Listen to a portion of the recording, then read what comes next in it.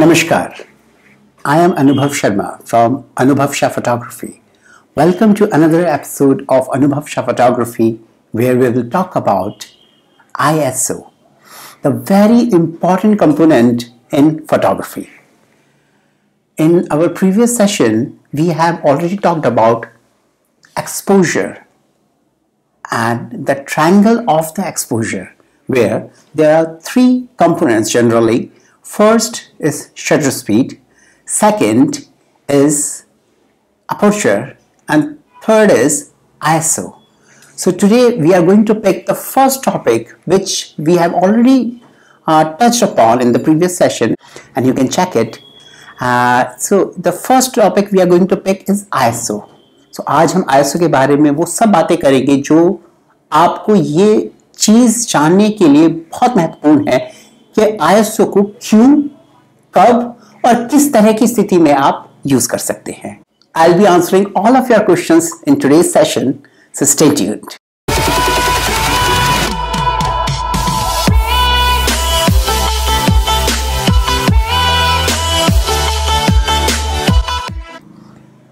ISO itself a very important factor which people usually ignore, and thus they are not capable to, though they are the good photographers, but they are not able somewhere to generate the excellent qualities which they can easily do. So the ISO is a very important component of photography.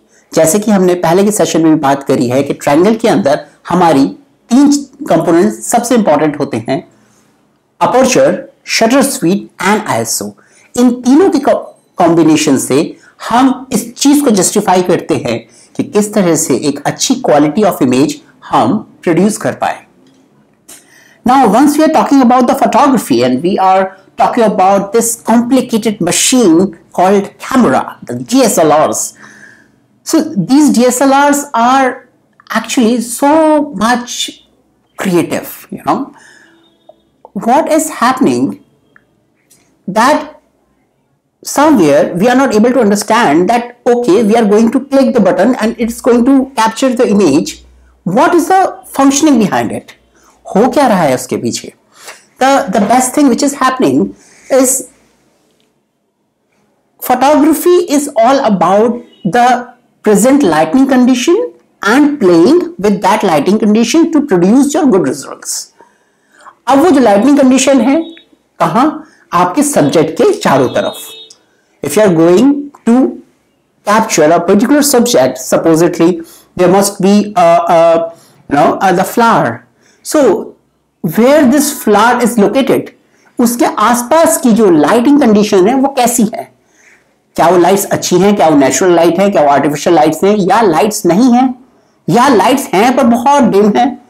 इन सब चीजों को ध्यान में रखते हुए we play with three settings of the DSLR, which we call exposure triangle, aperture, shutter speed and ISO. इन तीनों का सिर्फ रोल ये है कि प्रेजेंट लाइटिंग कंडीशन को फोकस करती हैं और इनको हमें सहायता करती हैं कि किस तरह से हम इनको ब्रिलियंटली यूज करके we should be able to generate excellent results with minimal flaws. No picture is perfect. In my opinion, no picture is perfect, but a perfect picture definition is the picture which is having the minimal flaws. So, आज हम जो बात करने जा रहे हैं वो ISO के लिए हम करने जा रहे हैं. ISO की अगर हम जब बात करते हैं तो ISO में दो चीजें सबसे ज्यादा इंपॉर्टेंट हैं. अब हम सिर्फ ISO की बात कर रहे हैं. ISO के अंदर हम बात करते हैं, सबसे पहले हम ISO को सबसे बाद में यूज करना स्टार्ट करते हैं. We start using ISO at the very end of the our list कि भाई जब कुछ भी नहीं हमारे पास बचा, चलो भाई अब ISO को हिट करते हैं.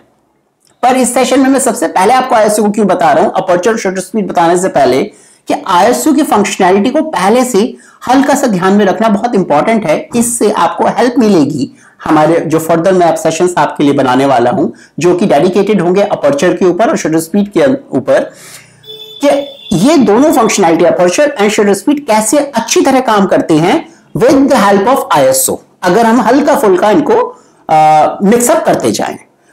सो अपर्चर एंड शटर स्पीड दोनों ही जो मैकेनिज्म हमारे आते हैं वो हम कहते हैं physically control light. Physically control light हम इन दोनों को इसलिए कहा जाता है क्योंकि हम अपने सेटिंग्स के थ्रू डीएसएलआर में मैनुअल सेटिंग्स में अगर आप जाए या फिर आप अपर्चर प्रायोरिटी में जाए या शटर स्पीड प्रायोरिटी में जाए, आप इनको मैनुअली कंट्रोल कर सकते हैं, फिजिकली आप कंट्रोल कर सकते हैं एज पर फोटोग्राफर नीड। लेकिन अब हम बात कर रहे हैं आईएसओ की। आईएसओ को आप मैनुअली कंट्रोल नहीं कर सकते। आप आईएसओ का जो नंबर होता है या तो उसको इंक्रीज कर सकते हैं या उसको डिक्रीज कर सकते हैं। अब मैंने जो अभी हमने बात करी है आईएसओ के बारे में, जो हमने अभी बात करी है, जो पहली चीज हमने बात करी है वो करी है या तो आईएसओ का नंबर आप इंक्रीज कर सकते हैं या आईएसओ का नंबर आप डिक्रीज कर सकते हैं। इसका सीधा सीधा सा उदाहरण है, इसमें आप फिजिकली कुछ नहीं कर रहे हैं। आईएसओ का मतलब है कि ISO is a built in mechanism which is actually digitally controlled light, जिसको कि आप एक लेमन भाषा में कहा जाए कि आईएसओ ये चीज ये निर्धारित करता है कि there is a sensor deployed inside a DSLR. Every DSLR has a sensor. Sensor is what? Where all the light is coming, and sensor is actually analyzing how much light I am receiving this point of time, and according to that light I manipulate the subject and gets the perfect image.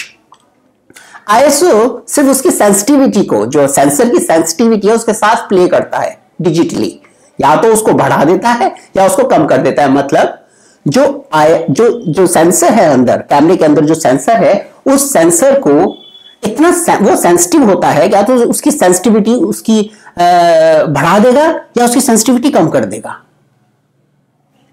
यहां पर हमने अभी एक बहुत important चीज notice करी है, जिसको अभी मैं उस पॉइंट को टच करूंगा, वो आपको समझने के लिए बहुत it will be very helpful for you to understand this upcoming point.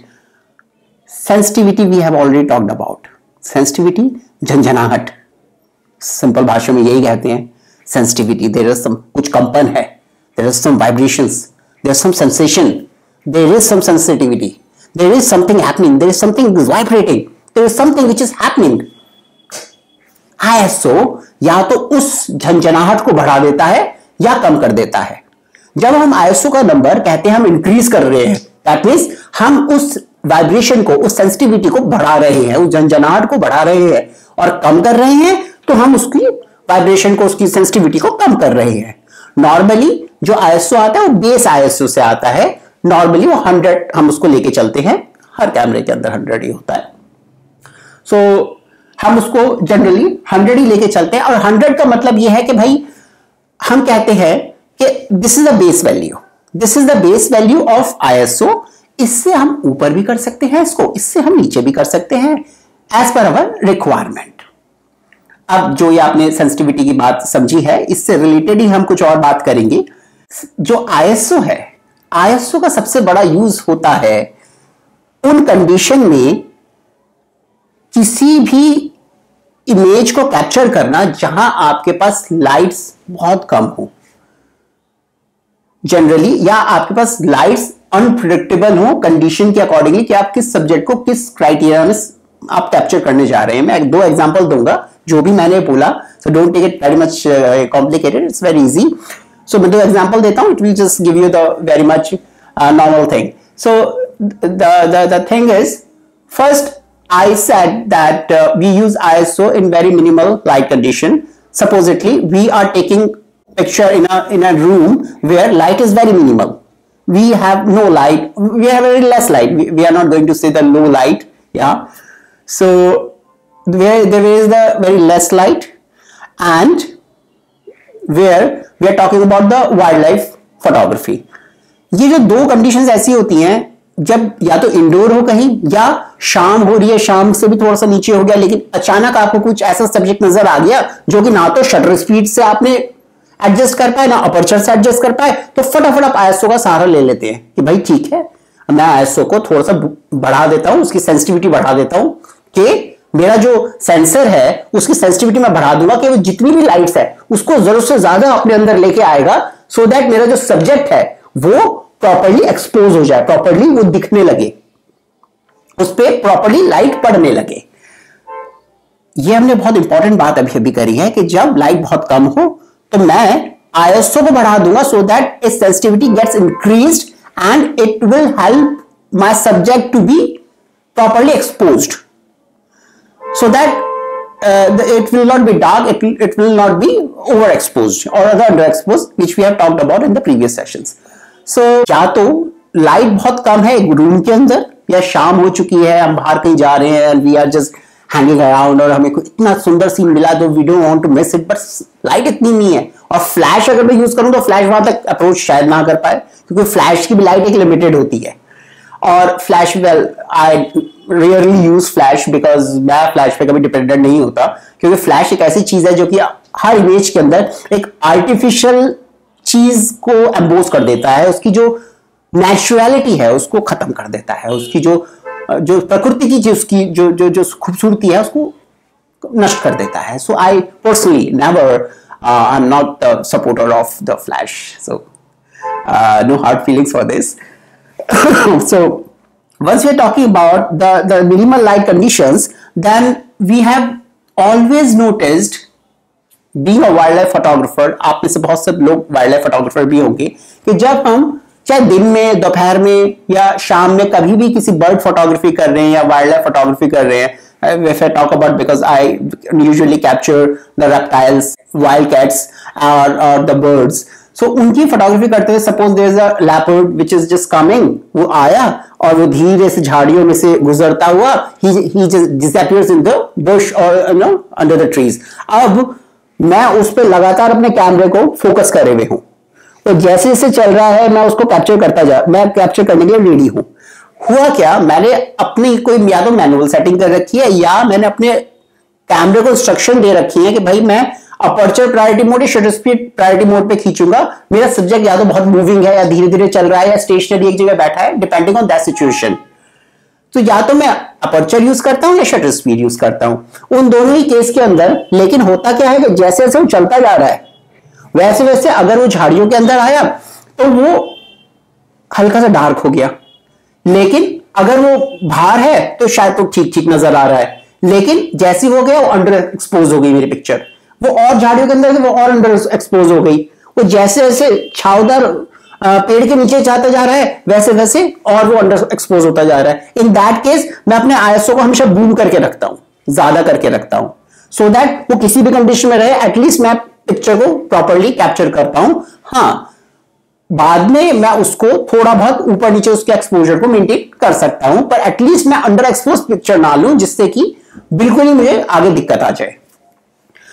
So these are the things which we have talked for the ISO। अब आपको पता चल गया होगा कि ISO का मेन फंक्शनैलिटी क्या है। अब हम बात करेंगे ISO की। when we are talking about ISO, it comes with very much, I mean, absolute disadvantage.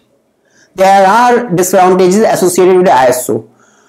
So personally, अगर आप मुझसे पूछे तो मैं रिकमेंड नहीं करता ISO के लिए, बट मुझे खुद नहीं पसंद है आईएसओ, पर मुझे करना पड़ता है क्योंकि मजबूरी फोटोग्राफर्स के लिए ऐसी बन जाती है कि वो ना चाहते हुए भी उनको सेंसिटिविटी, मैं फिर वही वर्ड यूज कर रहा हूं, जो सेंसर की सेंसिटिविटी है, झंझनाहट, वाइब्रेशंस, उसको बढ़ाना पड़ता है ना चाहते हुए भी। उसका अब मैं आपको आंसर करूंगा। सबसे पहले हम बात करते हैं डिसएडवांटेजेस क्या हैं इसके साथ एसोसिएटेड। तो जब हम इसके साथ किसी भी तरह की डिसएडवांटेज की हम बात कर रहे हैं तो उसमें once we are going to increase the ISO electronically, then some electrical grains comes on the your image।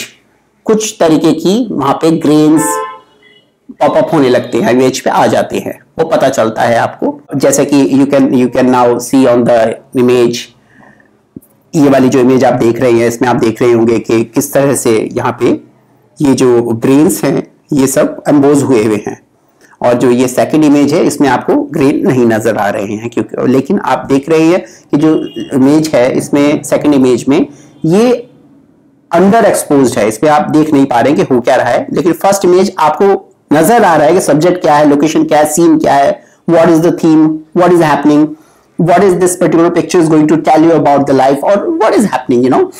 But वहां पे आपने एक चीज का कंप्रोमाइज कर दिया, आपने कंप्रोमाइज कर दिया कि वहां पे ग्रेन्स आपको मिल गए, वहां पे आपके आगे एकदम से देखा जाए तो कुछ पॉपअप चीजें आगे, ऐसा डिस्टॉर्शन आ गया जो आपकी क्लैरिटी ऑफ इमेज को हिट कर गया, which we call noise in terms of photography.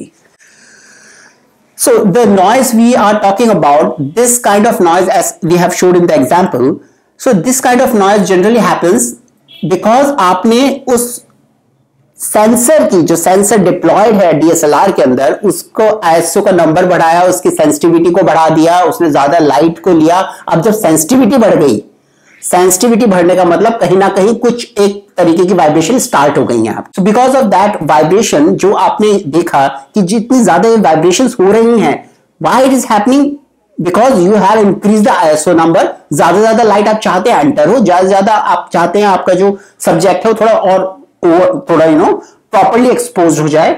उसी के दौरान उस सेंसिटिविटी का रिजल्ट कहां पड़ा, जो कैप्चर्ड इमेज थी उसके ऊपर पड़ा।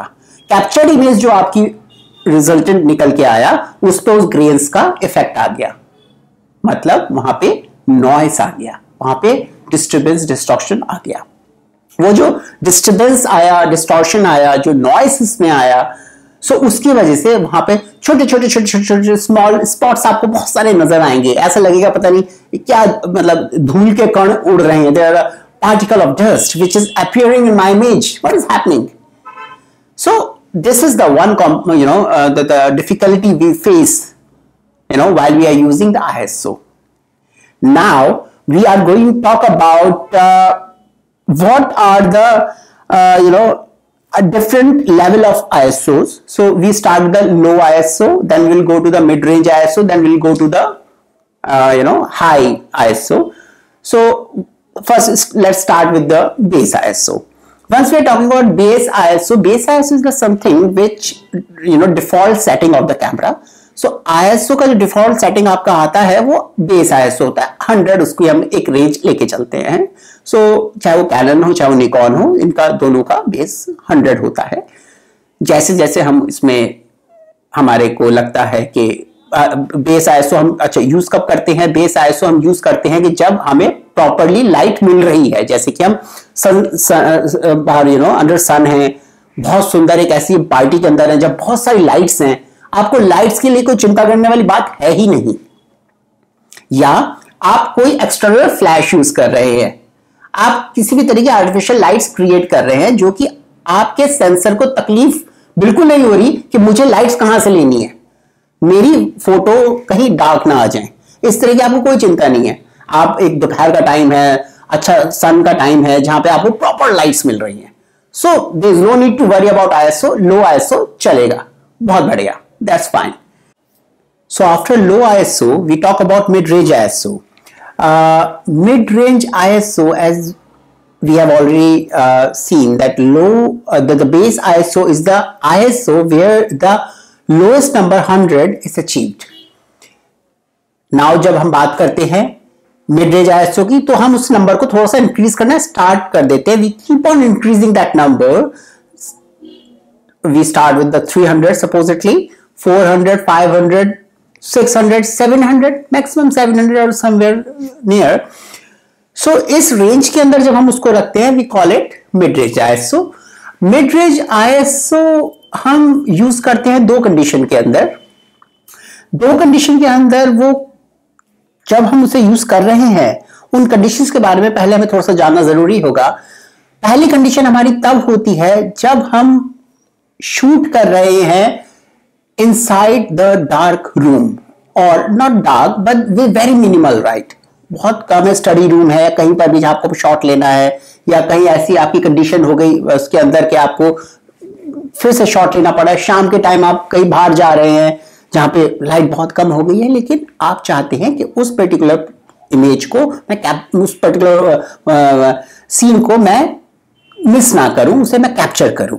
तो और कंडीशन कुछ ऐसी बन रही है, ना तो आप शटर स्पीड से काम चला पा रहे हैं जैसे हमने बात करी, ना अपर्चर से, तो आपने उसे आईएसओ को थोड़ा सा बूस्ट कर दिया, आप मिड रेंज में आ गए। सो जो आपका सराउंडिंग्स होगी उसको वो प्रॉपर्ली कैप्चर कर लेगा। मिड रेंज आईएसओ के अंदर हम एक चीज और देखते हैं कि मिड रेंज आईएसओ तक जाने की कई बार हमें जरूरत भी नहीं पड़ती, बिकॉज अभी खैर हमने अपर्चर शटर स्पीड के बारे में बात नहीं करी है, लेकिन एक छोटा सा मैं आपको हिंट देना चाहता हूं जो कि अगला सेशन देखते हुए आपके लिए काफी यूजफुल रहेगा। अगर आप आईएसओ को बूस्ट नहीं करना चाहते, इन दैट केस आप क्या कर सकते हैं कि या तो आप शटर स्पीड को कम कर दें, तो आईएसओ को आपको जरूरत नहीं पड़ेगी, शटर स्पीड को कम करके you are allowing more light to be entered inside the camera towards the sensor, तो आपको आईएसओ के साथ प्ले करने की जरूरत नहीं है। शटर स्पीड आप जब कम कर रहे हैं, मैंने जैसा आपको कहा, आप वो तभी करेंगे जब आपका जो सब्जेक्ट है वो मूविंग नहीं है, वो स्टेशनरी है, वो रुका हुआ है। मूविंग सब्जेक्ट में कभी भी लेस शटर जो होता है वो अचीवेबल नहीं होता। हाँ, ये बात अलग है कि कुछ इस तरीके की आर्टिस्टिक फोटोग्राफी भी हम करते हैं जिसमें कि हम लो शटर स्पीड से मूविंग सब्जेक्ट्स को देखते, सिर्फ मूविंग सब्जेक्ट को देखते हुए कुछ आर्टिस्टिक व्यू जनरेट करते हैं। उस सब्जेक्ट के बारे में बात करेंगे अपने अपकमिंग सेशन में, जहां की हम डिटेल में बात करेंगे शटर स्पीड के बारे में। सेकेंड थिंग, अगर आप नहीं जाना चाहते मिड रेंज आईएसओ तक तो then completely okay. First thing जो हमने बात करी, शटर स्पीड को भाई कम कर दें, तो आपको जरूरत है जाने की। दूसरी चीज हम क्या कर सकते हैं कि हम अपर्चर का जो नंबर है उसको इंक्रीज कर दें। अपर्चर का नंबर हम इंक्रीज करके भी ज्यादा लाइट को अलाउ करते हैं सेंसर तक आने के लिए, सो दैट आईएसओ को पॉपअप करने की जरूरत नहीं पड़ती। और अपर्चर का नंबर भी आप अगर इंक्रीज कर रहे हैं तो एक चीज का आपको बहुत ध्यान रखना होता है कि अगर अपर्चर का नंबर इंक्रीज हो रहा है, अगर अपर्चर का नंबर इंक्रीज हो रहा है तो शैलो डेप्थ ऑफ फील्ड आपको मिलती है। कहीं तो ये बहुत खूबसूरत चीज है, लेकिन कहीं जरूरत होती है और कहीं आपके ऐसे रिक्वायरमेंट्स हो सकती है जहां आपको जरूरत ना हो। सो उस केस में आपको ध्यान रखना होता है कि अगर अपर्चर का नंबर बढ़ रहा है तो शैलो डेप्थ ऑफ फील्ड आने लगेगी। उसके बाद हम बात करेंगे सबसे लास्ट चीज की। अभी हमने बात करी है लो आईएसओ की, मिड रेंज आईएसओ की, अब हम बात करने वाले हैं हाई आईएसओ की। हाई आईएसओ का मतलब होता है आईएसओ का जो नंबर है जो 100 से स्टार्ट होता है। फिर हमने बात करी मिड रेंज आईएसओ की, समवेयर चलो हमने 300 से लेकर 700 तक का उसको रखा। ये वाली जो रेंज हमने रखी, ये हमने रखी मिड रेंज आईएसओ के लिए। 700 ऑनवर्ड्स जो जितना भी नंबर होगा वो हम कंसीडर करके चलते हैं, 800, 900, 1000 या सो ऑन, जितना भी होगा हाई आईएसओ। हाई आईएसओ की जब हम बात कर रहे हैं तो आप इस चीज को हमेशा ध्यान में रख के चलें कि जो ग्रेन्स होंगे, जो नॉइस होगा, वो आपके इमेज पे बहुत ज्यादा होगा, लेकिन इसका एक अपना बहुत बड़ा यूज है हाई आईएसओ का। अभी तक हम ये तो जान रहे हैं कि आईएसओ अगर हम ज्यादा कर रहे हैं तो भाई ग्रेन्स आएंगे, नॉइस आएंगे, दैट्स द फैक्ट, वो तो आएंगे ही आएंगे। पर there are certain number of things और सर्टेन नंबर ऑफ फोटोग्राफी जिसमें आपको हाई आईएसओ करके ही आप उसे अचीव कर सकते हैं। जो तरीके की फोटोग्राफी है उसको हम कहते हैं मूनलाइट फोटोग्राफी। अगर आपको मूनलाइट फोटोग्राफी करनी है, बहुत थोड़ा आपके पास, आपको मूनलाइट फोटोग्राफी के लिए आपके पास बहुत ही कम रोशनी है, तो आप उसे हाई आईएसओ पे बम्प करें और आप वो फोटोग्राफी अंडर मूनलाइट आप उसको परफॉर्म कर सकते हैं, क्योंकि मूनलाइट बहुत कम होती है। लेकिन कई बार ऐसा होता है कि आपको फोटोग्राफी तो करनी है, जैसे अगर मैं एग्जांपल करूं बीइंग वाइल्ड लाइफ फोटोग्राफर, मैं वाइल्ड लाइफ फोटोग्राफी करता ही हूं सर, तो मुझे कई बार इस तरह की कंडीशंस मिलती है जहां कुछ मेरे पास नहीं है। मेरे पास नाइट विजन भी नहीं है उस वक्त, कोइंसिडेंटली ऐसा हो सकता है, लेकिन मुझे वो चीज कैप्चर करनी है, भले ग्रेन्स आ जाए, नॉइस आ जाए, आई डोंट केयर, पर वो एक्चुअली मैं कैप्चर तो कर लूं वो moment, because once this moment is gone, this is gone, I am not going to lose it. So in that case मैं क्या करता हूं, मैं आईएसओ को बहुत पॉपअप कर देता हूं और at least I capture the photograph. हाँ, वो उसके ग्रेन्स हटाने के कुछ अलग मेथड्स होते हैं पोस्ट एडिटिंग में, वो आप कर सकते हैं, पर दैट इज नॉट एडवाइजेबल, क्योंकि वो चाहे आप कितना भी कर लें, वो अजीब सा मिल्की सा इफेक्ट आ जाता है which does not look good. दूसरी चीज जो हाई आईएसओ से आप अचीव कर सकते हैं, वो आप अचीव कर सकते हैं when you are actually capturing the planets or the stars, yeah, you're gazing at at those things with the good lens, your zoom lens or somewhere, any kind of lens. But जब आप इस तरीके की photography बात करते हैं जहां बिल्कुल ही अंधेरा है, जहां पे आर्टिफिशियल लाइट का कोई गुंजाइश ही नहीं है, वहां आप आईएसओ को इंक्रीज कर दें, ग्रेन्स आ रहे हैं, that's completely fine, but at least आप सब्जेक्ट को कैप्चर कर सकते हैं। इन सब चीजों में हम डिटेल में बात करेंगे अगले सेशन में कि करते कैसे हैं। फिलहाल ये जानना बहुत इंपॉर्टेंट है कि आईएसओ है क्या। आईएसओ पे अगर हम छोटी सी बात आपको कहूं कि this is a very important factor actually of photography. ये जितना आप यूज करेंगे, जितना आप करके देखेंगे, जितना आप प्रैक्टिकल एक्सपोजर करेंगे, तभी आप सीख सकते हैं। आप कितनी ही बुक्स पढ़ लीजिए, कितनी वीडियोस देख लीजिए, this is very important for you, for me, for everybody to just go outside and just check how this thing is happening. Give it a try, give test to it, because everybody is doing great photography, you, me, everybody, we all are awesome photographers. पर आपने कभी महसूस किया है कि वही camera मेरे पास है, वही आपके पास है, वही किसी और के पास है, लेकिन हम सबके रिजल्ट्स डिफरेंट होते हैं? क्यों? क्योंकि हम सबके स्किल्स डिफरेंट हैं। हम लोग उन्हीं पर्टिकुलर सेटिंग्स तो सब सेम है, टूल्स तो हम सबके पास सेम है, हम डिफरेंट तरीके से उन्हें यूज करते हैं। Hence we provide and we produce different kind of results, different kind of great results. So ये बहुत इंपॉर्टेंट है कि हम बाहर जाएं, उस चीज को सीखें, उस चीज पे बात करें, और जो भी हमने इस सेशन में सीखा है उस पे प्रैक्टिकली एक बार करके देखें। आईएसओ को ज्यादा करें, आईएसओ को कम करें, रिजल्ट्स कैसे आ रहे हैं उनको कंपेयर करें, तब हमें पता चलेगा कि क्या आईएसओ है और किन कंडीशन में आईएसओ हमें रियली यूज करना चाहिए। ये बहुत जरूरी है। किसी भी तरीके का आपका डाउट होता है, नीचे कमेंट बॉक्स में आप तुरंत लिखें, immediately write to me. You can go to my website anubhavshahphotography.com। यहां पे आपको मेरा फोन नंबर मिलेगा, आपको कॉन्टैक्ट फॉर्म मिलेगा, आप वहां पे अपनी क्वेरी मुझ तक भेजिए, मेरी टीम आपके पास इमीडिएटली कॉल करेगी। And if you want to meet me personally, yes, you are most welcome, you can meet me, you can take the appointment and we can fix up the date. This is your channel, please subscribe to this channel, hit the bell icon so that you don't miss any important notification of my upcoming videos. Stay tuned. Thank you so much. This is Anubhav Sharma from Anubhav Shah Photography. Namaskar.